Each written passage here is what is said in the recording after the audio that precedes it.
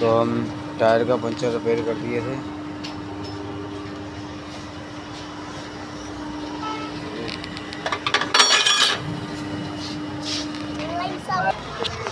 लो जी दोस्तों, साढ़े पंचर लग गया टायर में। और चेक करो अंदर बाहर दोनों पासे टायर की रिपेयर।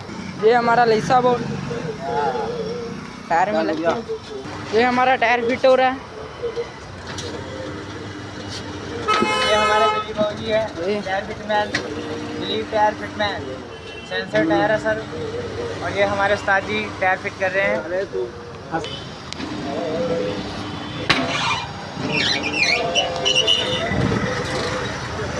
तो ये टायर सड़ गया हुआ।